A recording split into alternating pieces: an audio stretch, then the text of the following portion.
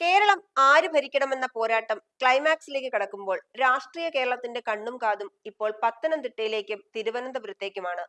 ഇടത് സർക്കാരിന്റെ നാളുകൾ എണ്ണപ്പെട്ടുവെന്ന് പ്രഖ്യാപിച്ചുകൊണ്ട് പ്രധാനമന്ത്രി നരേന്ദ്രമോദി ഇന്ന് കേരളത്തിന്റെ മണ്ണിൽ ആഞ്ഞടിച്ചു. വെറുമൊരു പ്രസംഗമല്ല, മറിച്ച് വികസനത്തിന്റെ മോദി ഗ്യാരണ്ടിയുമായാണ് ഇത്തവണ പ്രധാനമന്ത്രി വന്നെത്തിയത്. ശബരിമല അയ്യപ്പനെ പ്രണമിച്ചും മലയാളത്തിൽ ആശംസകൾ നേർന്നും പ്രസംഗം നടത്തിയ മോദി കേരളത്തിലെ വോട്ടർമാരോട് നേരെ സംവദിക്കുകയായിരുന്നു. തിരുവല്ലയെ കേന്ദ്രീകരിച്ച് കേരളത്തിന്റെ വികസന മാപ്പ് അദ്ദേഹം വരച്ചുകാട്ടി.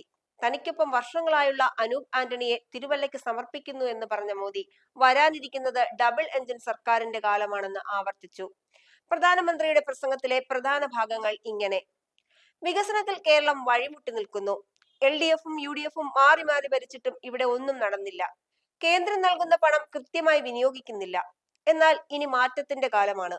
ശബരി വിമാനത്താവളം വന്നാൽ ഈ മേഖലയുടെ മുഖച്ഛായ മാറും. തടസ്സങ്ങൾ ആര് സൃഷ്ടിച്ചാലും ശബരി എയർപോർട്ട് നടപ്പിലാക്കും. ഇത് മോദിയുടെ ഗ്യാരണ്ടിയാണ്. ഇതോടൊപ്പം കേവലം വികസനം മാത്രമല്ല, രാഷ്ട്രീയമായ ചില കൃത്യമായ സൂചനകളും മോദി നൽകുന്നു.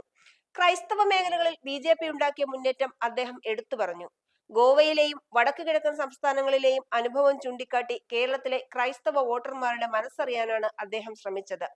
ഇതിന്റെ തെളിവെന്നോണം കോട്ടയം ജില്ലാ കമ്മിറ്റി അദ്ദേഹത്തിന് ക്രിസ്തുരൂപം സമ്മാനിച്ചപ്പോൾ അനൂപ് ആന്റണി നൽകിയത് പാരമ്പര്യത്തിന്റെ അടയാളമായ പടയണി തപ്പാണ്.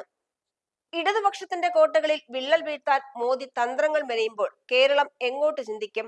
തിരുവല്ലയിലെ ആവേശം വോട്ടായി മാറുമോ? പ്രധാനമന്ത്രി ഇപ്പോൾ തലസ്ഥാന നഗരിയിലാണ്.